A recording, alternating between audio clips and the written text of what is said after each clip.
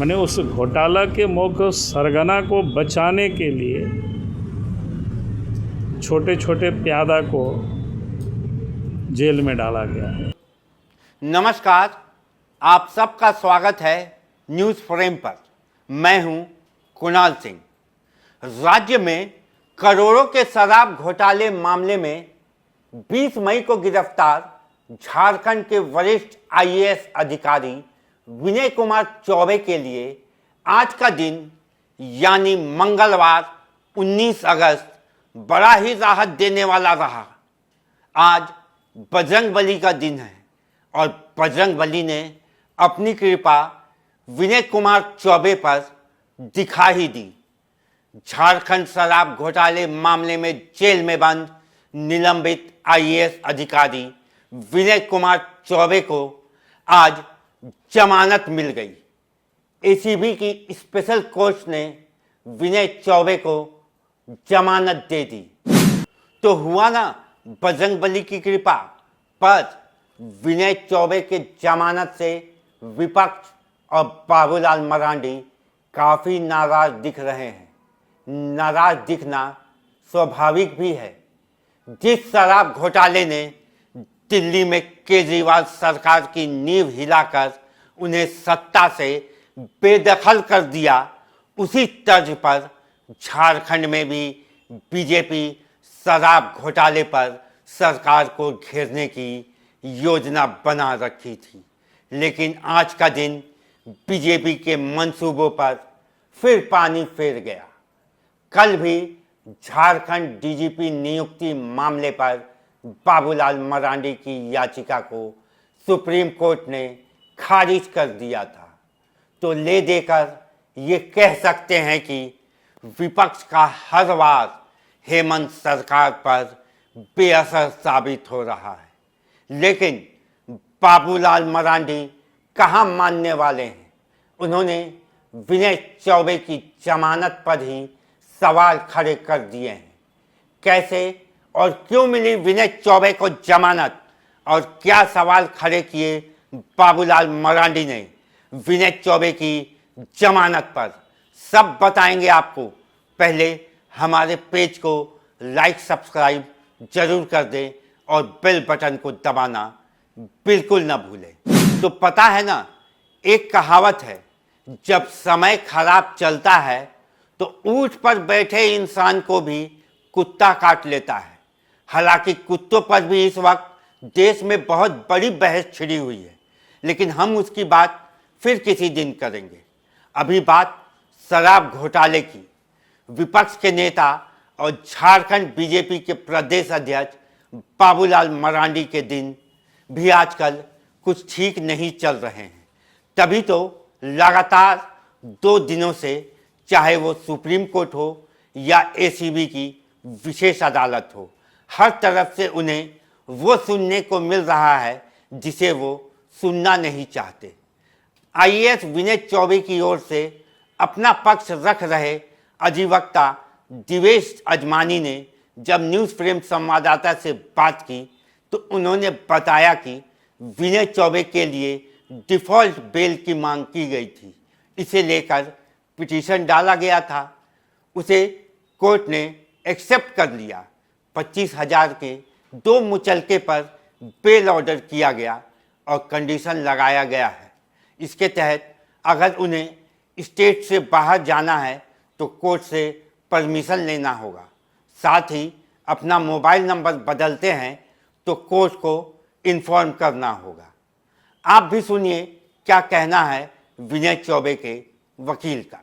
ACB special court में एक 167 to CrPC जिसे 187 टू बीएनएसएस के एप्लीकेशन लगाई थी। डिफ़ॉल्ट बेल की मांग की थी हमने एसीबी स्पेशल कोर्ट से, और कोर्ट ने उस पिटीशन को अलाउ करने का काम किया और कोर्ट ने उस पिटीशन को अलाउ करते हुए विनय चौबे जी को एसीबी 925 जो रांची में दर्ज हुई केस थी उसमें बेल दिया है। हमारे पिटीशन को अलाउ किया है लर्नड एसीबी स्पेशल कोर्ट ने, और 25,000 के 2 मुचलके पे उनको बेल पे रिलीज़ करने का ऑर्डर किया है। साथ में एक कंडीशन लगाई है कि अगर स्टेट से बाहर जाना है तो वो कोर्ट की परमिशन लेंगे और अगर अपना मोबाइल नंबर बदलेंगे तो वो कोर्ट को इन्फॉर्म करेंगे ड्यूटी और एक अंडरटेकिंग देंगे ऐसा और उनको बेल पर रिलीज करने को। तो सुना आपने, कोर्ट ने विनय चौबे को किस तर्ज पर जमानत दी। ये तो बात हुई विनय चौबे के अधिवक्ता की, लेकिन जैसे ही विनय चौबे को जमानत मिली, बाबूलाल मरांडी की प्रतिक्रिया भी सामने आई। बाबूलाल मरांडी ने कहा कि करोड़ों रुपए के शराब घोटाले में हेमंत सोरेन के पूर्व सचिव के खिलाफ एसीबी ने जानबूझकर 90 दिनों के भीतर चार्जशीट दाखिल नहीं की, जिससे उनकी जमानत का रास्ता आसान हो गया। दरअसल हेमंत सरकार ने अपने ही पूर्व सचिव की गिरफ्तारी का षड्यंत्र इसलिए रचा था ताकि ईडी की जांच प्रभावित हो सके और सबूतों को मिटाया जा सके। आप भी सुनिए क्या कहना है बाबूलाल मरांडी का।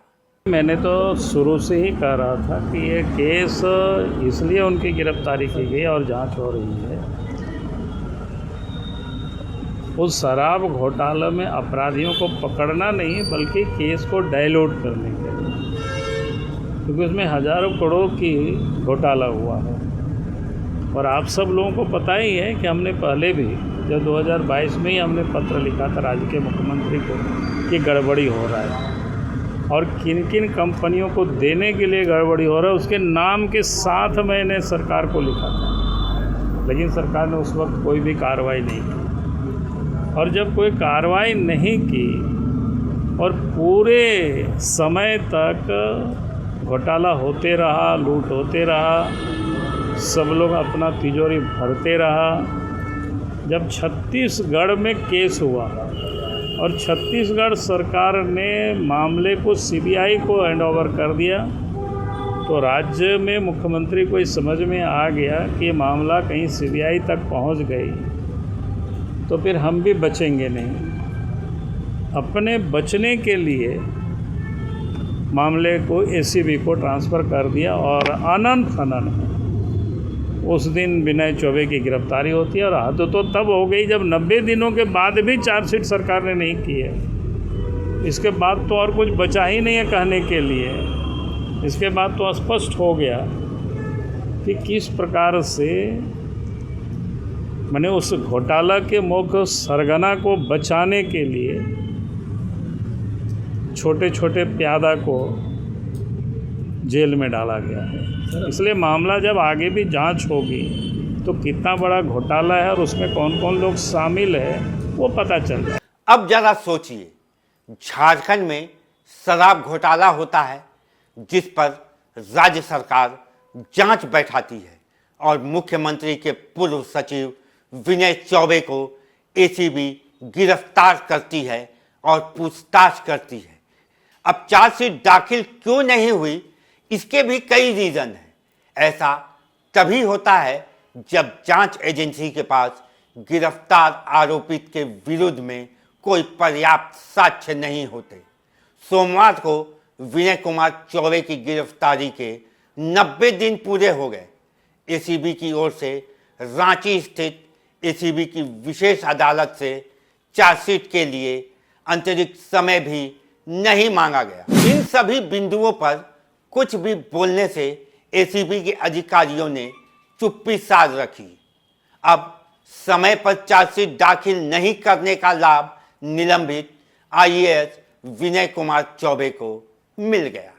वे जमानत पर बाहर आ गए और अब अपनी गिरफ्तारी को चुनौती भी दे सकते हैं। किसी भी गिरफ्तार आरोपित के विरुद्ध पुलिस तभी चार्जशीट नहीं करती है जब उसके पास उस आरोपित के विरुद्ध पर्याप्त साक्ष्य ना हो सकता है एसीबी गिरफ्तारी के बाद उनके विरुद्ध साक्ष्य जुटाने में सफल ना हुई हो, जिसके चलते समय पर चार्जशीट नहीं कर सकी। हालांकि एसीबी के आधारित सूत्रों की मानी जाए तो जांच एजेंसी ने मंत्रिमंडल निगरानी और सचिवालय विभाग से निलंबित आईएएस विनय कुमार चौबे के विरुद्ध अभियोजन स्वीकृति के लिए अनुमति मांगी थी। अनुमति नहीं मिलने के चलते उनके विरुद्ध चार्जशीट दाखिल नहीं कर सकी।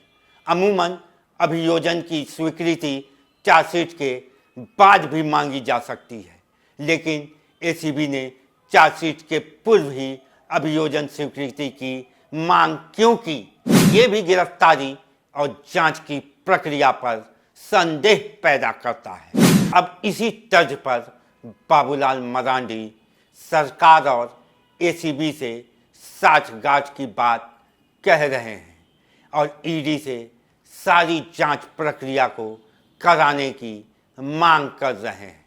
बहरहाल आज तो बजरंग बली के आशीर्वाद से मुख्यमंत्री हेमंत सोरेन के पूर्व सचिव विनय चौबे जमानत पर छूट गए, लेकिन विपक्ष और बाबूलाल मरांडी उन्हें इतनी आसानी से नहीं छोड़ने वाले हैं।